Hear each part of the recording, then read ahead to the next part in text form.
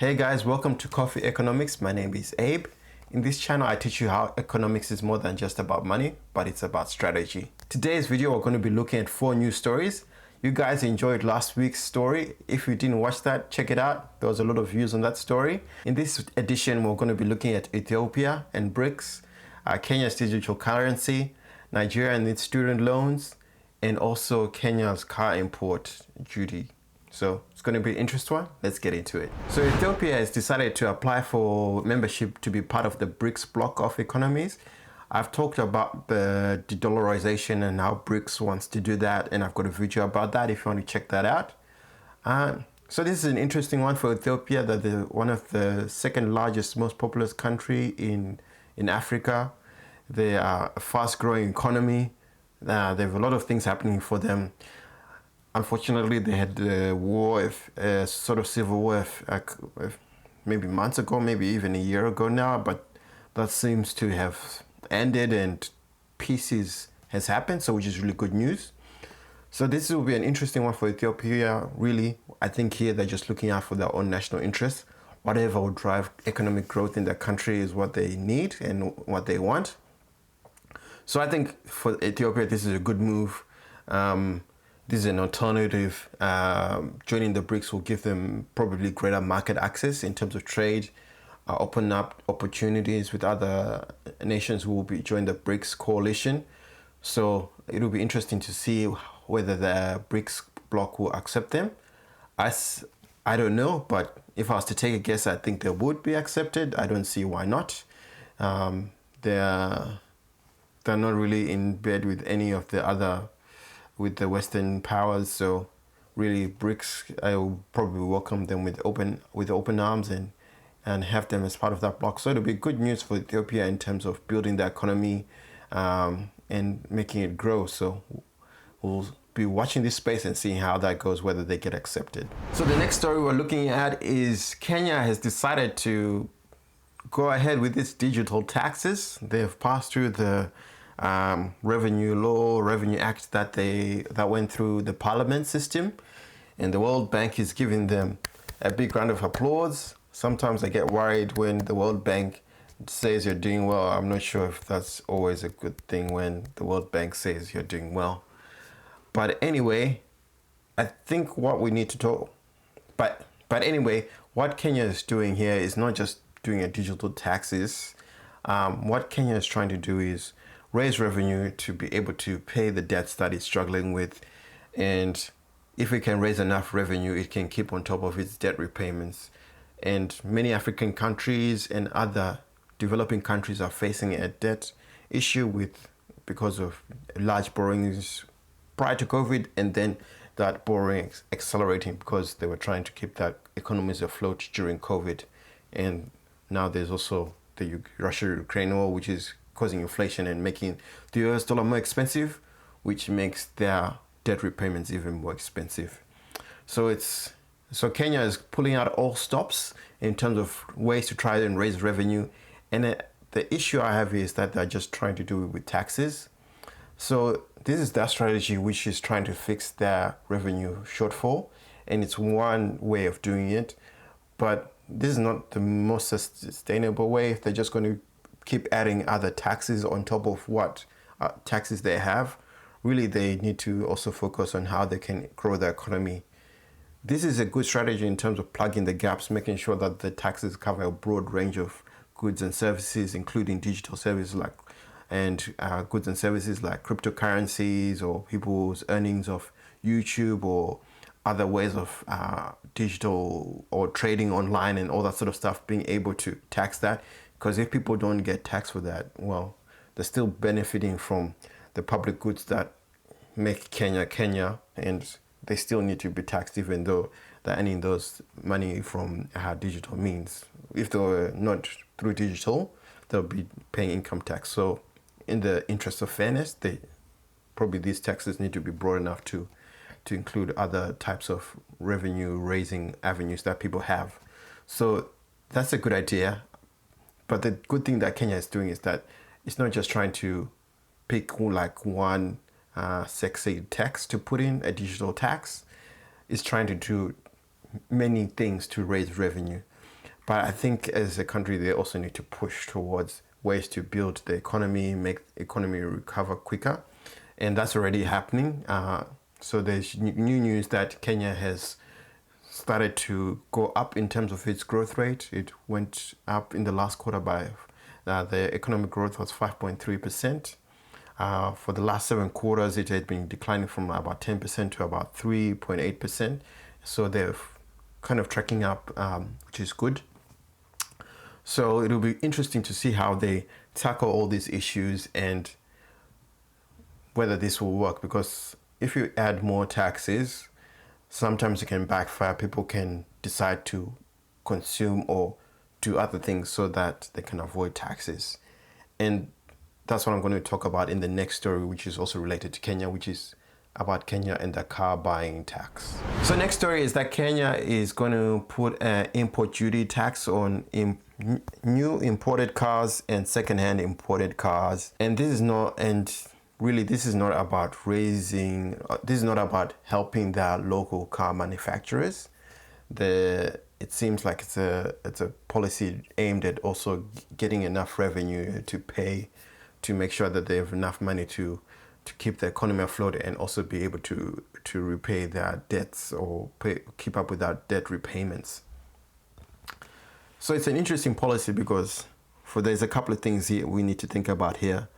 Is that the second-hand cars that are of good quality that are already in Kenya might become more expensive because, if you're going to raise the price of imported cars, the cars that are already in the stock within Kenya, if people like those type of cars, like let's say, your Toyotas or your Hondas and that sort of stuff, those cars are more likely to see their prices rise. So people who are going to sell those cars are going to make a bit more cash from them, and those cars will get more value.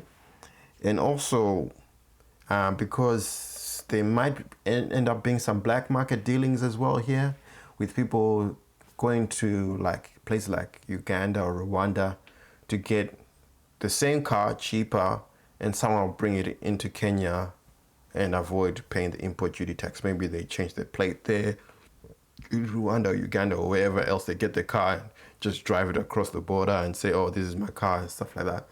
So we could be seeing that.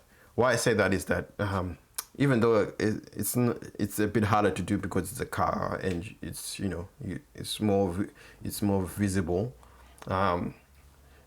Nigeria had the same problem with its fuel subsidy, where people were getting they were getting fuel from Nigeria and selling it in because it was cheaper in Nigeria, and selling it in other countries with a slight markup.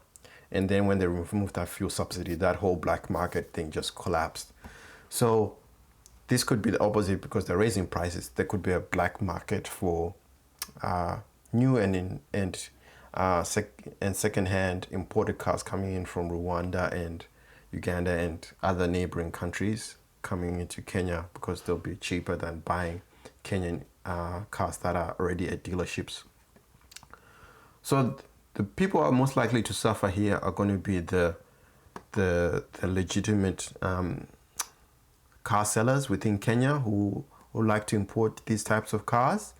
And then even the article says that most likely they'll end up just being able to sell to corporates, because those are the ones who will be able to afford these more expensive cars. So this is one of the ways where a tax policy, even though it's supposed to help you raise revenue, could make your situation worse, because people might do black market dealings where you don't even get the tax revenue. Then the people who are doing the right thing will not even be able to produce the same amount of revenue that you were getting if the taxes was lower. So it would be, I don't know if they did any economic modeling to see if that 35% import duty was the right level, or whether they just sort of guessed it, and maybe they did take into account all these things I'm saying. But it would be interesting to see how that plays out, because we could see in the next few months or year or two the dealers either going bust or not even really wanting to sell these cars, because Kenya doesn't really have a thriving car market manufacturing system. So that would be hard. One strategy that Kenya could have done is that prior to doing this import duty tax, is to even try and convince like a major car manufacturer, either from China, because Africa is trying to be more with the BRICS countries, or a Japanese car maker to come into Kenya and start building cars there. So they would help the local market still have affordable cars, create more jobs for people, because they'll have people working in those car manufacturing plants, and still have an import duty, but maybe not as high, just to kind of maybe say, look, to sweeten the deal for that car manufacturer coming into Kenya and setting up business there. So maybe that's the way they should have done it. Probably if they had, I know it takes a long time to do that, but if they could do that, that would probably be more beneficial to the economy, because other than just trying to raise taxes, it creates jobs, which increases your tax base and makes more people have money to pay the taxes. So I reckon probably that probably should be the long-term strategy. It'll be interesting to see if this car import duty tax, it's really a tax, has a negative impact or a positive impact on the economy. So interesting to see. So the next story I want to talk about is from Nigeria. We're going to be talking about Nigeria's student loans, which are a very interesting one. So this was one of the election promises by President Tinubu, who's the new president of Nigeria. And yeah, so this is actually going to happen. So sometimes election promises are just promises. They might not be actioned straight away, or may take a long time to happen, but it seems like this is really going to go ahead. So people have already criticized it. They're saying they need jobs, not student loans. That's the real issue, and I agree with them. These student loans will probably make the job market even worse. For one, it doesn't take that long for people to go through tertiary school, really. Well, the plan is that they'll only spend up to 3 years if they're doing an undergraduate degree.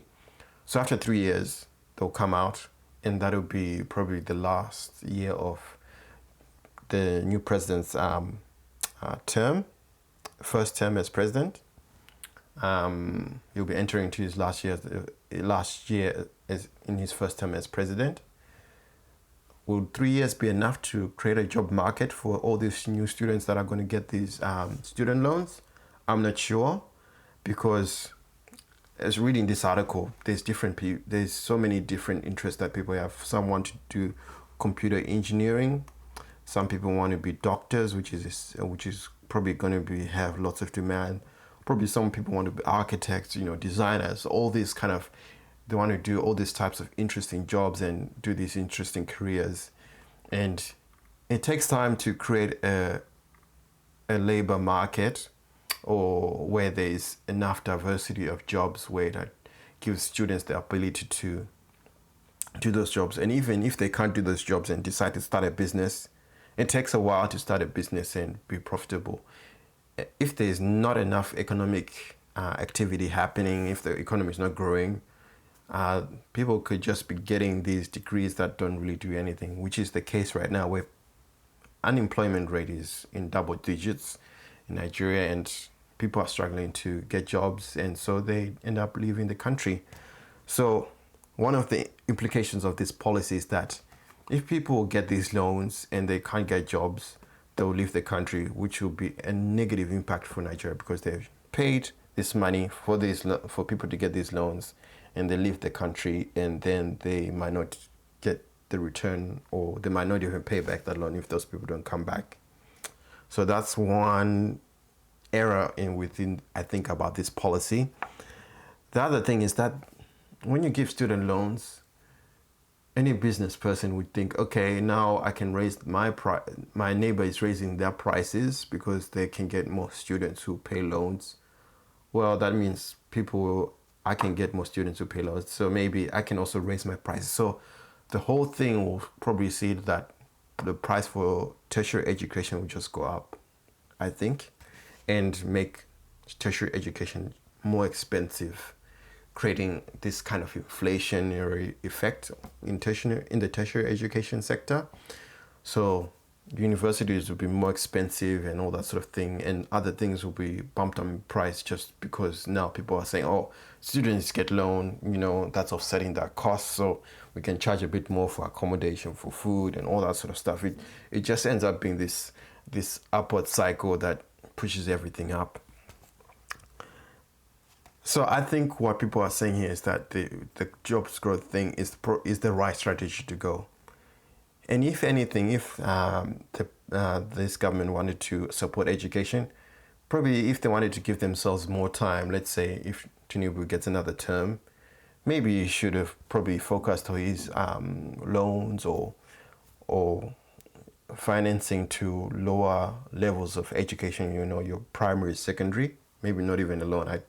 It would be some other sort of financial assistance so that those kids, by the time they get to university, the job market will be so different and much better that their opportunities once they exit uni will be much better, because the job market has been given more time to develop, fix itself, and create opportunities for jobs. So if I was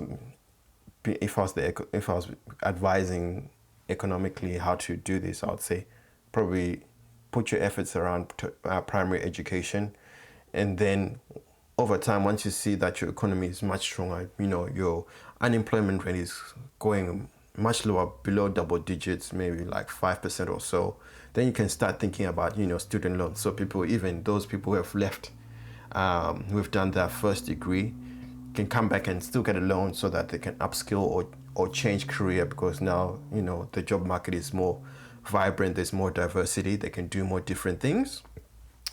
Give those people opportunities for loans that they can do something that will be more productive in.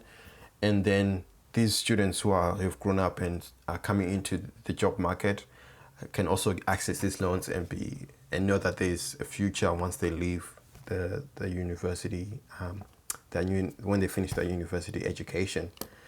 So same thing, it's all about strategy. Like, what should you do first? Should you have done the loans first? Should you have done fixing the economy and the job thing first? Really, I think it's fixing the job thing first. And if anything, if you was to fund education, it would be probably primary and secondary, and sort of give yourself enough time so that when these younger kids become adults and ready to enter the job market, it's such a different job market that they're facing. So guys, I hope you enjoyed this video. If you did, make sure to hit the like button, and if you have any comments, make sure to hit that comment section down below, and I'll see you guys next week for my next video. Bye.